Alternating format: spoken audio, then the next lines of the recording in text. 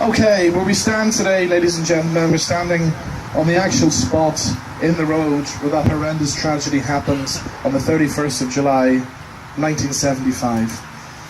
I'll introduce you now to one of the survivors. He's had a tough weekend. He's been busy doing interviews. He did Parnell Square in Dublin yesterday. And ladies and gentlemen, please put your hands together for my good friend, Mr. Des Lee.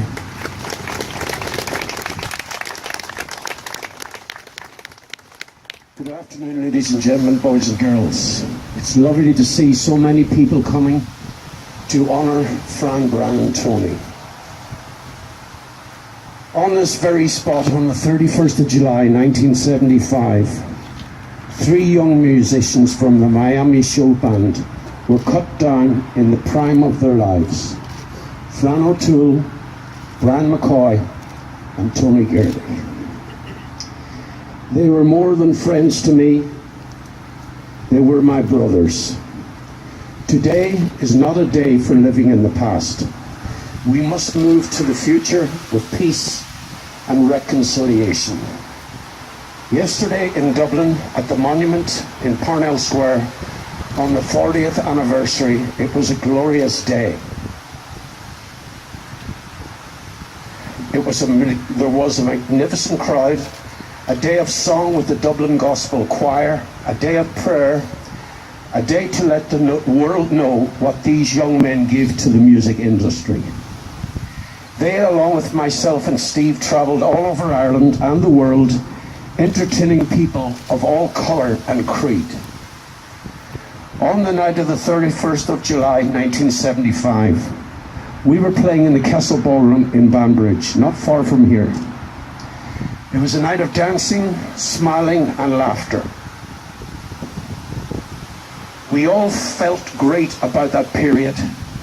During that awful period in Northern Ireland, that we were able to give 2 hours of fun to get away from the awful time. After the show, we would do what we always did. Chat to the fans, sign autographs, relax with a cup of tea and have headed off to Dublin. On the night of the 31st of July 1975, we left the Castle Ballroom around 1:30 a.m. and we stopped at this very spot.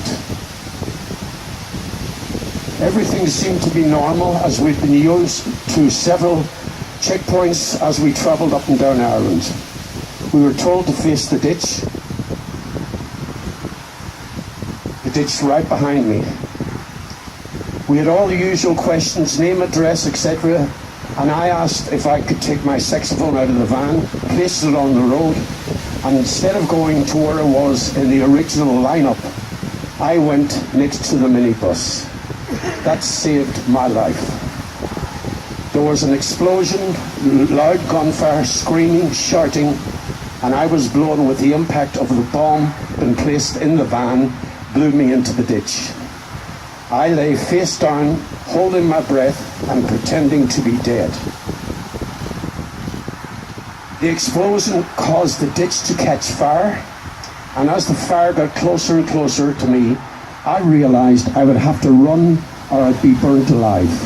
I called out the names of Fran, Brian and Tony. I got no response. I called Steve and he was moaning, and I told Steve I was going to get help. I climbed the embankment and a young couple stopped and took me to Newry police station where I raised the alarm. I would love to meet the young couple to thank them for saving my life. 40 years on, we now have the monument in Parnell Square in Dublin, and on the 4th of July 2015 we had the bridge in Bray renamed Fran O'Toole Bridge. And a blue plaque has been placed outside his house. He was born in Bray. Myself and Steve will carry on the fight to have a monument in Northern Ireland.